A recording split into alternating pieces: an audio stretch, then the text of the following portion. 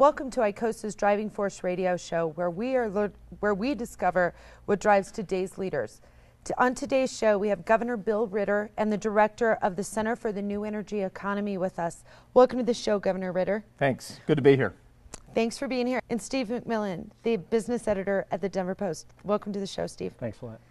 Governor Ritter, we want to jump right in. You know, you have so many exciting things going on right now at the Center for the New Energy Economy. Can you give us a little bit of background on what you're doing up there? Sure. The Center for the New Energy Economy is something that I founded when I left the governor's office in 2011 at the invitation of the president of Colorado State University, Fort Collins. He asked me if I'd be willing to come on and start this center that would really be about trying to advance clean energy policy at the state level. And our premise is that not much is happening or is going to happen in the near term at the federal level, and with that we can do some things we believe by working with governors, with legislators, with public utility commissions. So that's part of it. The second thing, I do a lot of speaking around the country just about clean energy. We tell the Colorado story to some extent, but it's really a much broader story than just in Colorado. It really has a national scope to it, what's going on. The center is also now partnered with an institute in China called the East China Normal Energy Institute, and that was something, as governor, I wrote a memorandum of understanding about trying to develop a relationship between CSU and East China Normal. It happened, and now I am involved on the policy in working as kind of a co-director of the policy part. We have someone else who's the director of the Policy Institute, Brian Wilson. And then finally, we're working a lot on natural gas. We're working on natural gas when we work with states, trying to drive sort of clean energy agenda, but also at CSU, we have a phenomenal number of researchers who are involved in some way in researching issues that implicate natural gas production, natural gas consumption. And so what we're doing at CSU is trying to pull together all those folks into one initiative. The center that I have co-hosted, along with a variety of other groups at CSU, a natural gas symposium in the October of last year. We're going to do it again this coming year. And so we're involved in a variety of different things that have to do with really what's the energy picture look like for America in the 21st century. Sure. So, you know, there's so much conversation and discussion about the new energy economy and clean energy alternatives. What are the real clean energy alternatives? I mean, you hear so much about it, but what is it? Well, I think people in Washington, D.C. are fond of now saying all of the above, although what they'll be able to do about it this year may be none of the above. But they do say that. You heard the president say in the State of the Union. And I think what people mean by that is certainly renewable energy will be a part of a clean energy picture, a portfolio. Energy efficiency, there's a great deal of power in energy efficiency, the things that we do to reduce energy consumption by using less energy. I think there is, in my way of thinking, a great role for natural gas to play in the clean energy agenda. There's been a variety of things recently that have to do with, is natural gas, cleaner? We're looking at methane leakage as a part of the problem. It's a greenhouse gas emittant, so what about methane leakage? But the natural gas industry, if it solves some of the problems that have come up over the last couple of years as that industry has grown, I think it has every opportunity to be part of a clean energy agenda. So it's on the transportation side, electric vehicles, natural gas vehicles, fuel cell vehicles. On the building sector side, energy efficiency is probably one of the biggest things, but also trying to deploy different kinds of renewable energy in really interesting and new ways. And then the electricity sector. Those are just all a part of it, and it really is about emissions. It's, can we look at the emissions portfolio in America and say, 10 years from now, we can really get our arms around serious reductions that will help us both from a public health aspect, but also, I would argue, from addressing this issue that relates to climate change. Sure. Governor, can you speak specifically to how you're working with different governors and planners on the state level on an energy agenda, but also on the federal level, what are you guys doing? And it seems like an energy policy is stalled, any kind of comprehensive energy policy is stalled at that level. Yeah, Steve, let's go to the federal level first. There's just not much happening other than those things that can happen by executive order or some executive agency. We've seen the Department of Interior really try and deploy more renewable energy and try and streamline the permitting process on Bureau of Land Management land. That's a for instance of a place where the federal government's been able to do some things because they didn't have to do it legislatively. Legislatively, I think you're exactly right, it is stalled. I've had a number of people who are either serving in the United States Senate or the House of Representatives saying, listen, we're probably not going to do anything significant coming up to the November 2012 election.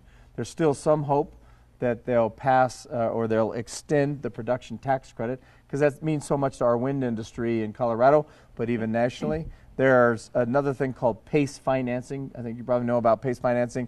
We have it in Colorado, but Fannie Mae and Freddie Mac kind of put a hold on it. And so they're trying to pass legislation that would allow PACE financing that's been passed in state legislatures to go forward. I can explain that if we want to go into more detail, but it really gets into the weeds. So those kinds of things that are maybe discrete parts of figuring out ways to move this agenda going forward at the national level, but not much else. There's just not going to be comprehensive national energy policy before November 2012. And after it, I doubt that they'll get that done in a lame duck session, if in fact he's a lame duck.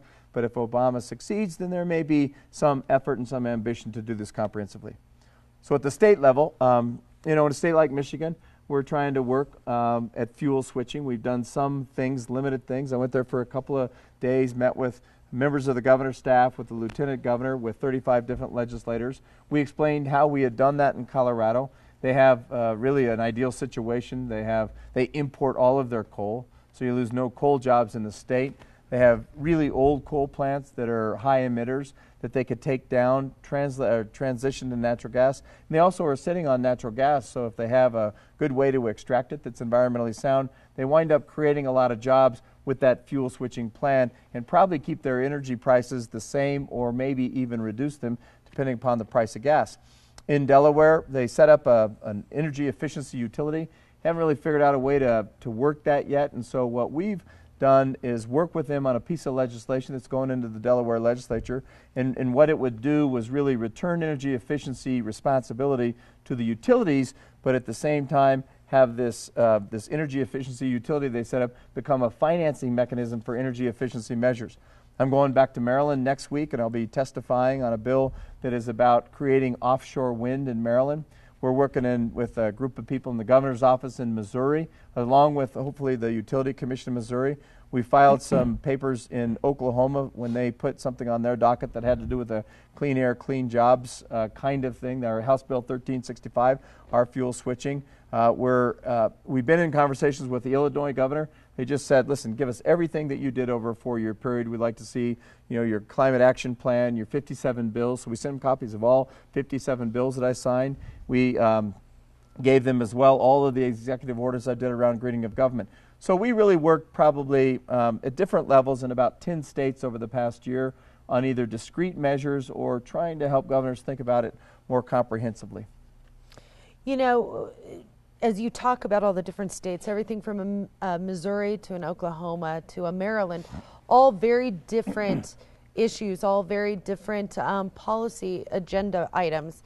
How are you guys working to create alignment and to create some best practice strategies so that we're not recreating the wheel in all 50 states every time we're doing this? Well, what's really interesting is one size doesn't fit all. Right. So it is important to tailor our work in states to the resources available in the state, to the economic landscape to some extent, to the way that they're already generating electricity, to think about that and what that transition is going to involve. Interestingly, transmission is a very difficult and sort of a sophisticated topic, but the transmission infrastructure matters a lot because interconnection, pulling renewables onto the grid can be a very difficult thing to do. And then, we have to think about the political landscape, because this has become, and I think Steve knows this as well, a very politicized topic. And it's kind of odd because I think energy is one of those things that should not be all that political, but somehow this debate over whether climate change is real or not has sort of sucked into it the whole conversation around clean energy, including things like energy efficiency that's about saving energy and good business practices, where you have a variety of really important businesses and business people in this country arguing that this is the way to go. It still is part of the political argument. So we look at all those things and then we tailor our work to that state. We can help think about a renewable energy standard, but there's still going to be some nuances in that state that are important for us to understand in order for us to say this is something that will work there. We need a national energy policy, right? We really need it, but I think each state has some things that have to, where energy policy work in that state has to be just specific to that state because of the differences. Sure. Well, Governor Ritter, we have to go to break in a second, but can you explain quickly how the center is funded and how that was created? Yeah, it was funded first by really 3 or 4 foundations that are interested in clean energy. So there's the Energy Foundation. It's out of San Francisco, California. It really is, the Energy Foundation is funded by a group of different foundations, that the Hewlett Foundation, the Packard Foundation, the McKnight Foundation, a group called Climate Works, and they've really been working on clean energy policy around the country. And my sort of views as governor was very much aligned with what the Energy Foundation thought about energy policy, and so I sought funding from them. There's a group in New York called the Rockefeller Brothers Fund, and they provide funding. In Fort Collins, the Bohemian Foundation. The Bohemian Foundation cares a lot about clean energy, but they also care a lot about Colorado State University, and they've been really major funders for the university. And so those were sort of the 3 primary. There's a group called the Argosy Foundation as well.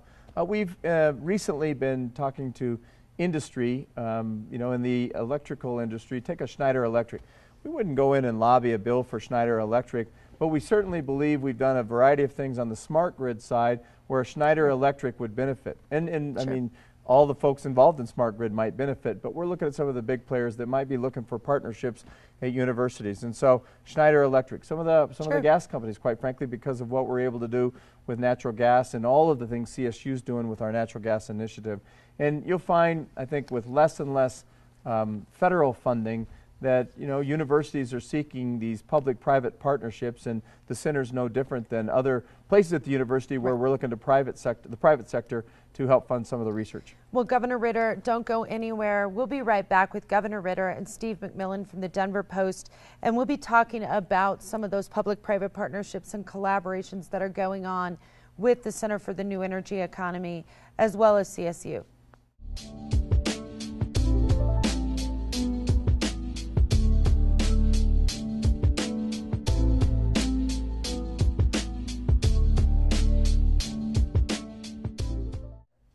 Welcome back to ICOSA's Driving Force Radio.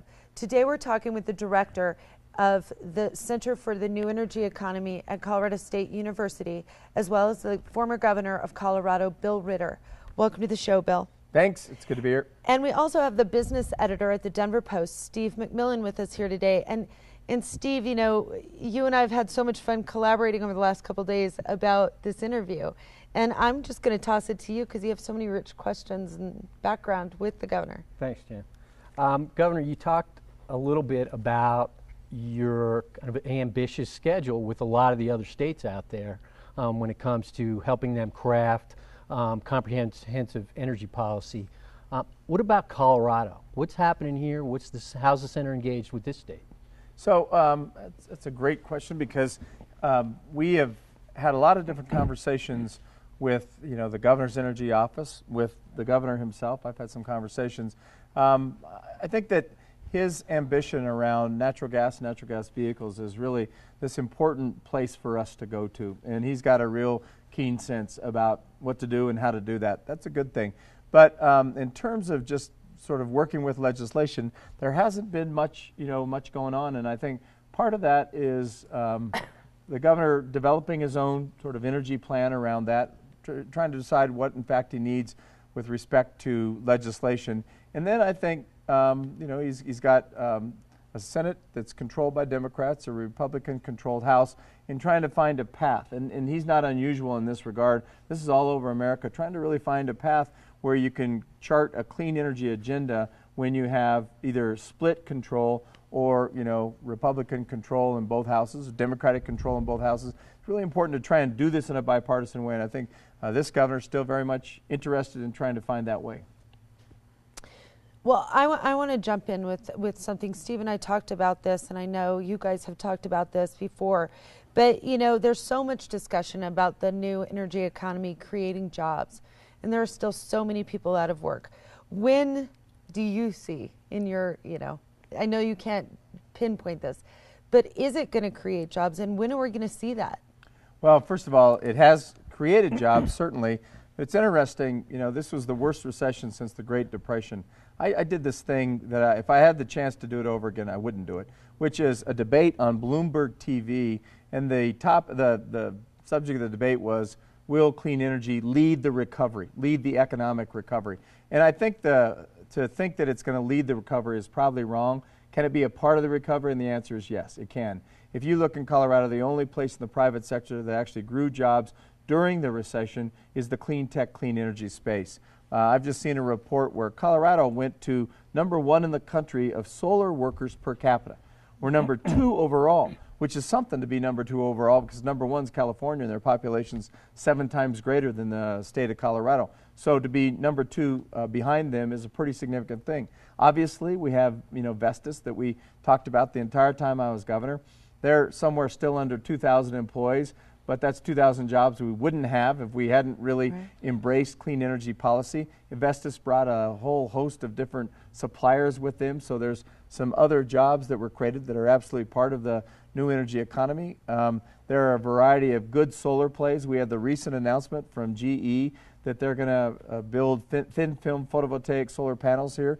They had purchased a Longmont company called Primestar, and they're going to use Primestar's technology to manufacture that. But that's just sort of, again, one other example of a company, SMA Solar, that builds solar inverters, a German company. They've never manufactured outside of Germany. They're one of the largest solar inverter manufacturers in the world, and they're manufacturing in Denver, 700 employees. So there's a lot of really good news stories, and we did see growth in that sector during the recession. We've seen good statistics vis-a-vis other parts of the country, but at the same time, I think there's so many things that still act as a drag on our recovery.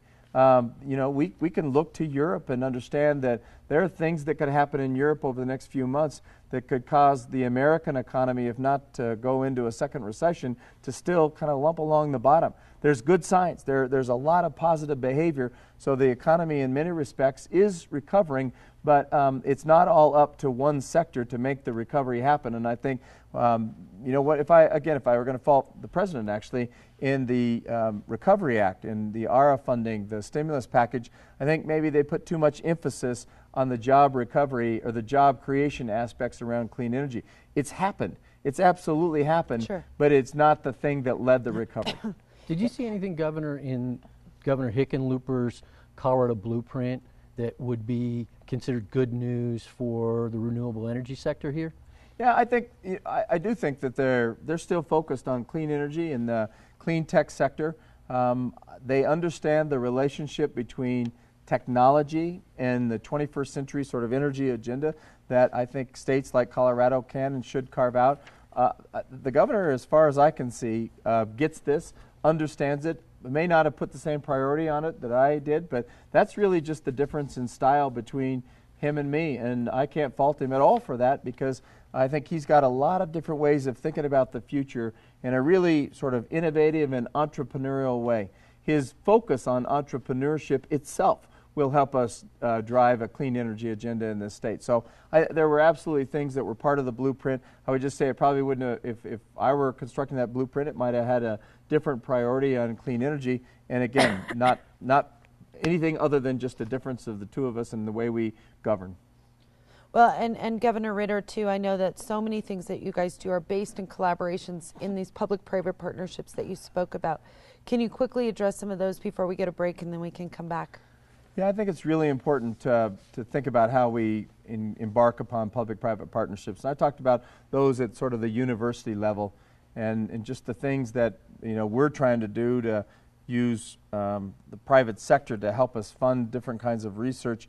But also, if you think about that, we have the solar technology campus that's out east of Aurora, and there, NREL, the National Renewable Energy Laboratory, is a part of that, along with Xcel and several big solar companies. And so there's federal dollars that are combining. They're actually using federal researchers to help verify that the research done in the private sector is actually correct, that it's right. And so they have really an honest broker of that. And those are just a couple of examples. A lot on the research side.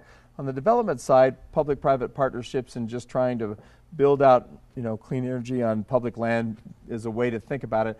A lot of the work that the Department of Interior has done in trying to expand what they're doing on public lands, they did with the advice, really, of what I would call the private industry players who know that it's important to be able to expand onto federal lands the way they have. Well, we have to go to break, Governor Ritter and Steve, but when we come back, we're going to be talking some more about how Colorado is really becoming this new energy economy, is really building ourselves as the leader in this around the nation, and we'll be back with more with Governor Ritter and Steve.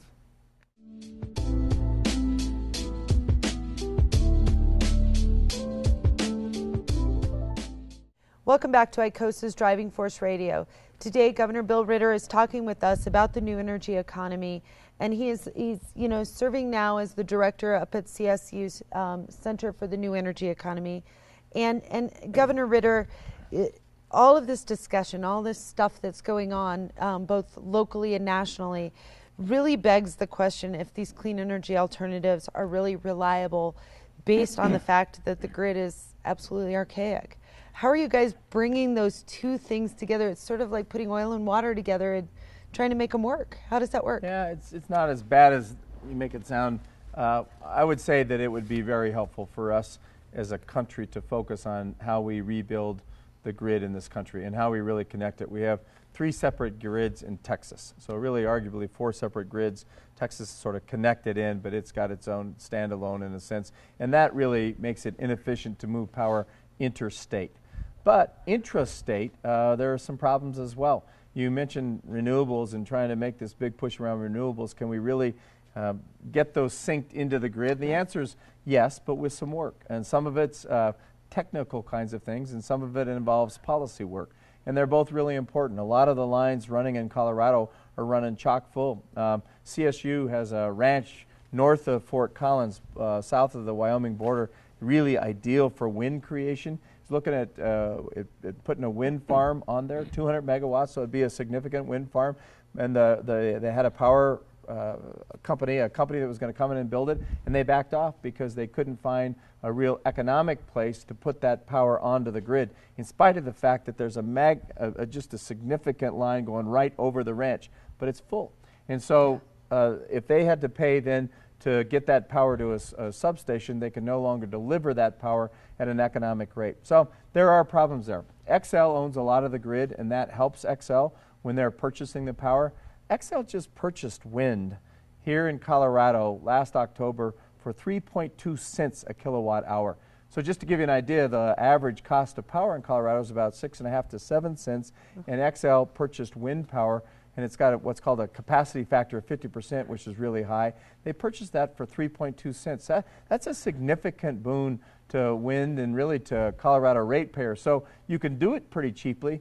There are some challenges of getting it on the grid. What we know is renewables don't sync well with coal. If you have a coal-fired furnace, to put wind on the grid, then you cycle the coal down, take the wind off the grid when it quits blowing, you have to cycle the coal back up. Actually, coal plants weren't meant to cycle. They only have a real limited number of cyclings in their life cycle, and you actually increase greenhouse gas emissions by trying to integrate renewables with coal. So natural gas, that's not the case. Natural gas doesn't have that same greenhouse gas emissions issue from cycling up and down, and it's a much better integrator with wind, with solar, with those kinds of things. The other important thing that we're working on in Colorado is storage. In the San Luis Valley, where we have the best solar in the state, Xcel and Tri-State, we're both looking at building out solar power. And there's some interesting, some interesting plans for developing storage of that solar. So instead of just 9 hours of sun, you actually get 16 hours of sun because you can use a molten salt technology to store solar power for another 7 hours and deliver it to the grid. So there's a lot of good news, but I think transmission is certainly an issue, as is that motorcycle. Yeah. Governor, what are the chances that the wind energy tax credit will be renewed before it expires at the end of this year? And the same thing with the solar energy tax credit, which is set to sunset in 2013. What if they don't get renewed? What does that mean for the renewable industry here in Colorado as well as the U.S.? There's a couple parts that I think, Steve, the investment tax credit that a lot of solar producers and people who build out solar use, I think that's set to sunset in 2015. It's the 1603 grant program that's sunsetting. That was part of, it was put in place as part of the stimulus, been really helpful in building out solar. I think it's going to go away. I don't see this Congress bringing back the 1603 grant program. The production tax credit's interesting because there's a fair amount of bipartisan support. We have in Colorado Republican congressmen, Cory Gardner and Scott Timpton, that both signed off, and Mike Kaufman, 3 of the 4 signed off on a letter supporting extending the production tax credit. I think they're going to try and make it part of the payroll tax extension, which is an interesting thing because I think there's a lot of Republicans that will vote against the payroll tax extension, but people who support the production tax credit might be put in a place of having to vote for it in order to get that production tax credit in place. If we don't put it in place with the payroll tax extension, I don't see it passing in a standalone bill. There probably isn't another good vehicle. They've tried to do something this week in the United States Senate to attach it to a measure, but they've had not real success at doing that. If it goes away, I don't think the CEO of Vestas was joking. He said they will lay off they laid off 3,000 people around the world just because of sort of how the world economy has really hurt this energy, the new energy arena. He said in the United States, if the production tax credit goes away, they'll lay off 1,600 people. Those are Colorado jobs because they're only manufacturing in Colorado. They've got a corporate office in Portland. They have a R&D office in Houston. Their manufacturing is all in Colorado, and I'm afraid for what happens to the Colorado Vestas manufacturing jobs if, in fact, that production tax credit doesn't get extended. But I have to tell you, I'm also, I watch Congress, and I'm befuddled at the division there, the divisiveness, and again, like I said, over energy policy. We had a story in the Post recently, last month, saying that renewable energy may be plateauing in Colorado, and the reason for that was because it looked like XL would easily meet that 30% renewable standard. And on top of that, XL, I believe, has cut the rebates for the residential solar panels, which could mean fewer homes actually installing those. What do you think? Do you see a plateauing in renewables in Colorado? Well, I think as far as the 30% renewable energy standard goes, there is a real possibility that it plateaus. But it's amazing. The reason it's plateauing is because they're meeting the standard. You could probably go to a 40% standard if you wanted to, if the legislature, the governor wanted to go, and XL would probably be able to meet it and meet it pretty easily, given if you look at just all that we've been able to do. The 30% standard allows XL a credit for anything that they produce in state. So it winds up they've produced everything in state, and so it's not a true 30 that they're producing. They get I think a 25% credit. So they could go to a true 30 and I think go there with the same rate cap in place, and I suspect the folks at XL might go along with that if you proposed it. The thing about rooftop solar, I don't think we can really know right now what's going to happen, in part because the price curve on solar is coming down so significantly.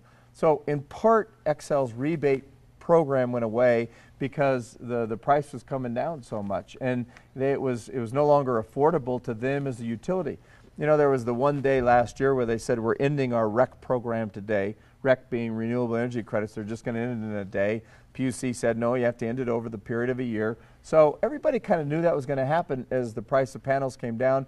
People didn't know they would come down so precipitously. So I think it's really important, Steve, to ask the question, what's causing that? And what's causing that are the Chinese manufacturing panels at a price far less than we as Americans thought they could do, right? Well, and Governor Ritter, we have to run to break, but when we come back, we're going to be talking about more about solar, natural gas, new products, new markets, and other things, new energy. Don't go anywhere.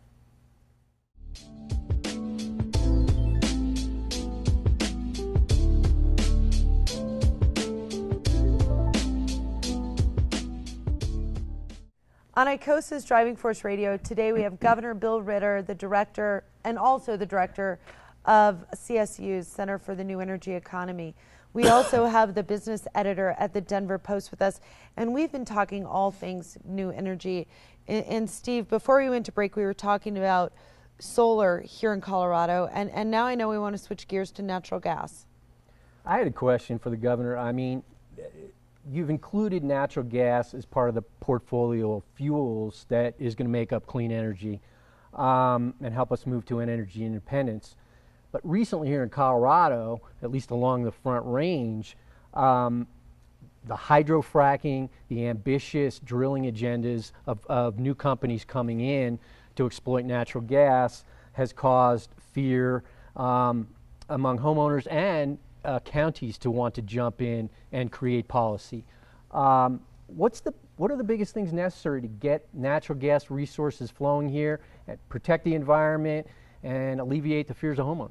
Well, I think, if you recall, Steve, we put in place a whole new series of rules back in 2007, 2008. It was one of the bigger fights I had as governor, and yet it wound up working pretty well, and other states actually use our rulemaking as a model. But the fact of the matter is, you've never done in this work, because natural gas drilling exploded to such a significant extent that now, we have a variety of places where we call it the urban-suburban interface, where the natural gas drilling is right up against suburbia. Boulder, the county of Boulder, put a moratorium on natural gas drilling just last week. And so I think, and places, where you have fairly conservative politics in play and oil and gas companies are generally viewed positively, El Paso County's considered a moratorium. I think Douglas, Arapahoe have all looked at this and asked the question, how do we protect, our suburban homeowners? So I think there's a variety of things that could be done. Some of those could be done by the legislature. Unfortunately, a committee just killed a bill that would have had a 1,000-foot offset for drilling.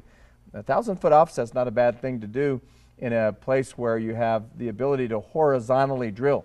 So your drilling machine is 1,000 feet away, but you can still drill, somewhere 2,000 feet from where the wellhead is because of this horizontal drilling technology that the natural gas producers have, or natural gas extractors. So I think there's a lot of work to be done. There's still work to be done on water consumption, water quality issues, deep well injection. All those things are part of hydraulic fracturing and part of drilling.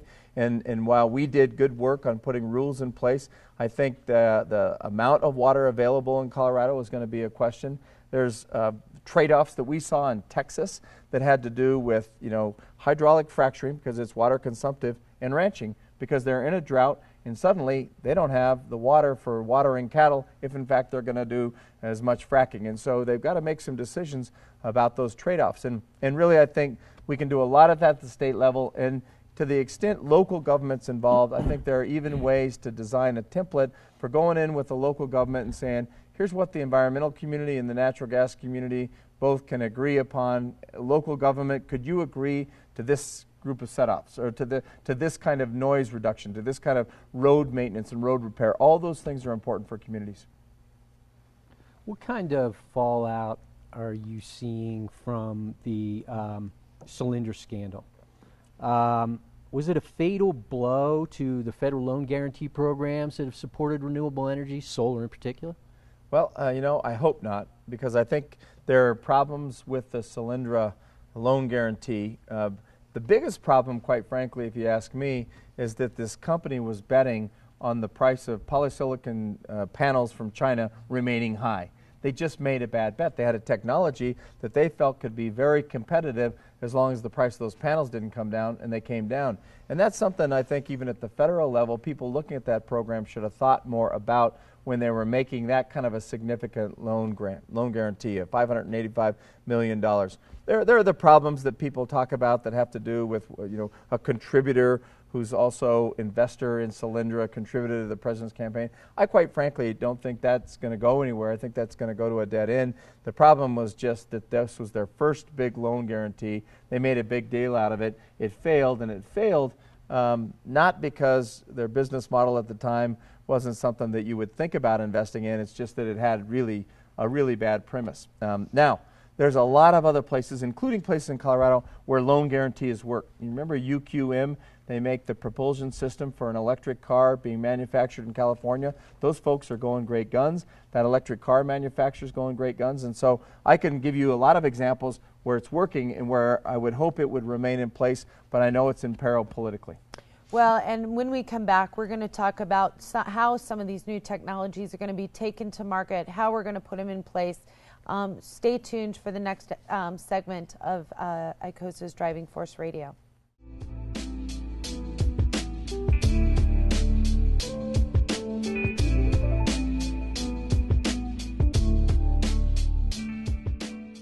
Welcome back to ICOSA's Driving Force Radio. With us is Governor Ritter from here in Colorado, and the, okay, that was jacked up. Sorry about that. Do that again. Are you ready? In 5, 4, 3. Welcome back to ICOSA's Driving Force Radio. With us is Steve McMillan, the business editor at the Denver Post, as well as Governor Ritter, the director of the Center for the New Energy Economy up at CSU and the 41st governor of Colorado. And before we went to break, we were talking a lot about solar. We've been talking about new technologies, the whole program. And my question really is focused on this two-way trade conversation that should be happening or might be happening, and a lot of people don't know. Are we looking at other markets to send our new technologies and our services and designs to? And are we also courting inbound investment for the services and designs and technologies that we're putting together? Is there that two-way street going on? Let's answer the second question first. Are we courting investment? The answer is yes. I made a couple of trips to the Silicon Valley to talk to venture capitalists who were interested in clean tech, clean energy while I was governor. Governor Hickenlooper was just in Silicon Valley recently again. That may be his second trip there. I was just on the phone with a VC guy who had been with Hickenlooper. And so I think that the answer is yes, we're courting it. Actually, we had the third highest amount of venture capital invested in any state last year, in 2011, of all the states in the country. That may be damning with faint praise because of how badly venture capital investment has fallen off during the recession. And we know, Colorado VC companies have had their own struggles. So I don't want to paint too rosy of a picture, but what I'll tell you is Colorado had the third highest amount of VC coming in. Are we part of an import-export market? And the answer is yes. There's some great examples. When I was governor, we helped launch this company called Tendril. It was launched by VC money. GE came in and put a big amount of money into it. Tendril just is in the process of exporting, I think it's 300,000 units that are these smart meter units that go inside the home, help you understand how much power you're generating, where you're generating that power, what the resource is that's providing the power. They've got really amazing technology, and they're exporting them to Australia. Again, we're importing a lot of Chinese panels, but we're exporting the technology. A lot of the technology that the Chinese are using, the innovation was done here in America, a lot of it done here in Colorado. So we're a high manufacturing state where things like software are concerned. We hope to capture that space as well where clean energy, clean tech is concerned. And so we're trying to do it internationally. We're certainly doing it state to state to state. GE's presence here will help. Abound Solar's presence is going to be important in that regard. I also talked to a guy, he has these big parabolic troughs that they have kind of a mirrored system, and they are exporting those panels to Nevada. So they're putting up a big solar array in Nevada using Colorado technology and Colorado manufactured products. Love that. You mentioned GE, Governor. What is the impact of Prime Star Solar choosing Colorado for its manufacturing plant? And can you update us on GE's progress here? So it's interesting because GE, the other state in the competition, was their home state, the state where their corporate headquarters are, New York. And so I believe, again, that GE looked to Colorado and said, there's just this great ecosystem in Colorado. Solar technology, the innovations happening in that space, so many of the things that have happened have come out of Colorado. So I think GE looks at that and says, no, there's a lot of good reasons for us to come. When I was governor, we put in place a tax credit that they'll be able to take advantage of because they're coming to Colorado. So they're using a technology called cadmium telluride. It's different than a silicon technology. It's the same as Abound, same as First Solar in Arizona, and we hope that they can compete. The thing about GE is if they have to compete head-to-head with the Chinese, they have the ability to absorb some losses for a while, not allow the Chinese to capture that market, and be able to prove out that this cadmium technology is the best in terms of solar efficiency and low-cost production. And those are all really important things for GE. So it's brand new. They're just developing the plant. They've got their site picked out. They haven't obviously manufactured any panels. I think that's going to happen by the end of 2013, which is another year and a half away. But it's great to have GE have a presence here because they're such an important player internationally in this space. And talk a little bit about the new National Business Group Advanced Energy Economy, which is, I think, part of the Colorado Clean Tech Industry Association, right? Yeah, the CCIA, Colorado Clean Tech Industry Association, became the AEE chapter. So these guys, and I'm on the board of that as well, Advanced Energy Economy, they're a group of people who said, you know, environmentalists are great and they've done a great job of trying to promote this energy agenda, but quite frankly, it's a business case that needs to be made.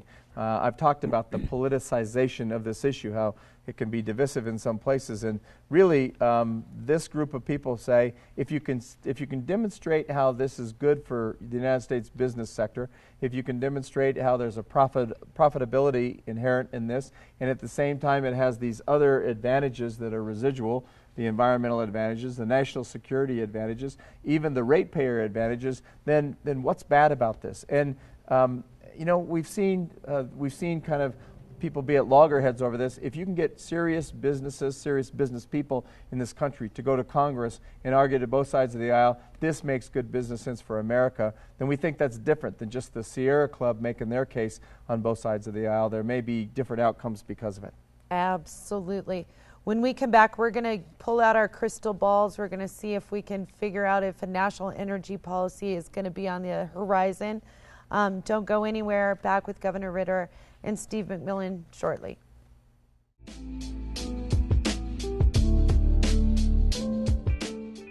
Welcome back to Driving Force Radio.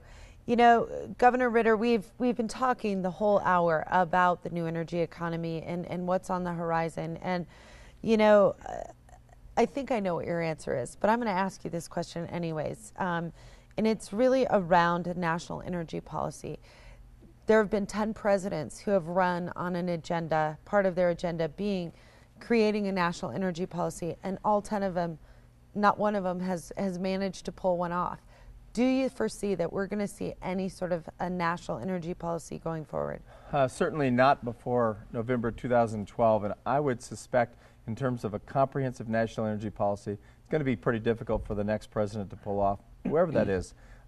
So are there things Congress can do that could make a tremendous difference? The answer is yes. Even apart from a national energy policy, putting a price on carbon would give clean energy investors what I call market certainty. They want to know the United States, the federal government, is serious about carbon reduction, carbon emissions, and about clean energy. And one way to do that, without doing very much more, would be just to put a price on it. So are there ways that listeners can learn more about the work up at CSU and at the Center for the New Energy Economy, ways they can connect, ways they can engage? We have a website. So it's cnee.coloradostate, Colostate, I think it's coloradostate.edu. That's it, cnee.coloradostate.edu. And go on there, or you can just Google Center for the New Energy Economy. But I would ask people to engage even beyond looking at our website. You know, Americans actually really do, believe in clean energy in a big way. There's poll after poll after poll that demonstrates that, and yet we have some kind of a political disconnect because our policymakers have trouble getting to sort of the place that the American people already are. Yeah. Well, Governor Ritter, I want to thank you so much for being here. Steve McMillan, Denver Post, thank you too. Any final remarks? No, it was a pleasure. Very interesting, and I think we broke some new ground. I think we did too. How do we find you, Steve? I am at smcmillan@denverpost.com. You can find me on Twitter at Steve J. McMillan. Steve, Governor Ritter, thank you both so much. Tune in next week at Driving Force Radio, drivingforceradio.com, or on Facebook at Driving Force Radio.